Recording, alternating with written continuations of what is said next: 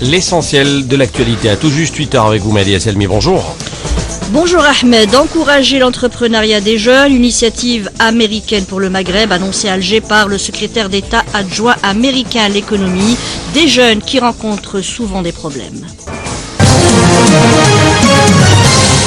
La conférence sur l'entrepreneuriat, Union plutôt États-Unis-Maghreb, qui se déroule à Alger. Oui, aider les entrepreneurs en herbe en les intégrant dans une dynamique de partenariat économique entre les États-Unis et le Maghreb, c'est une nouvelle initiative américaine pour la promotion du partenariat dans la région, une région qui recèle d'importantes opportunités. Alors retenez bien, le NAPO, c'est le partenariat nord-africain pour les opportunités économiques. Il est donc le coup d'envoi a été donné donc à partir d'Alger. Le reportage Zoher Bouzid. Développer l'esprit d'entrepreneuriat pour promouvoir l'intégration régionale. C'est sûr, c'est par l'initiative privée que les États-Unis comptent relancer le Grand Maghreb économique.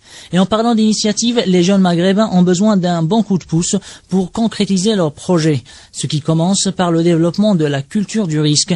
Sami Abdellaoui, jeune entrepreneur marocain. Pour les pays du Maghreb, les jeunes de nos jours, ils pensent que pour avoir une famille stable, une maison, une voiture, il faut avoir un salaire. Donc, on ne cherche pas à évoluer, on cherche la stabilité, on suit les parents. La majorité des parents sont des fonctionnaires, on n'a pas l'esprit d'innovation, d'entrepreneuriat en général dans notre société. Ils ne pensent pas qu'en prenant les risques, ils peuvent développer un salaire beaucoup plus grand tout en gérant leur propre entreprise. Sami a tout juste 17 ans. Il est déjà patron de sa propre entreprise.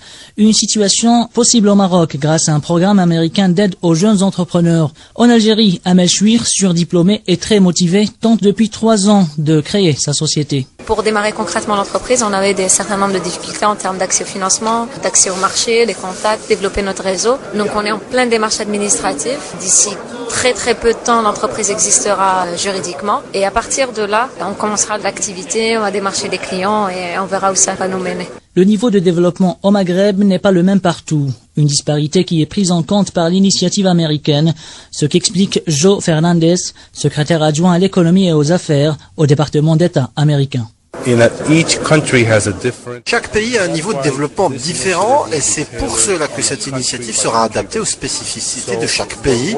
Ce qui pourra fonctionner en Mauritanie ne va pas avoir la même configuration que ce qui marchera en Algérie. Nous allons travailler avec les entrepreneurs, les universitaires de chacun des pays concernés pour monter des projets sur mesure.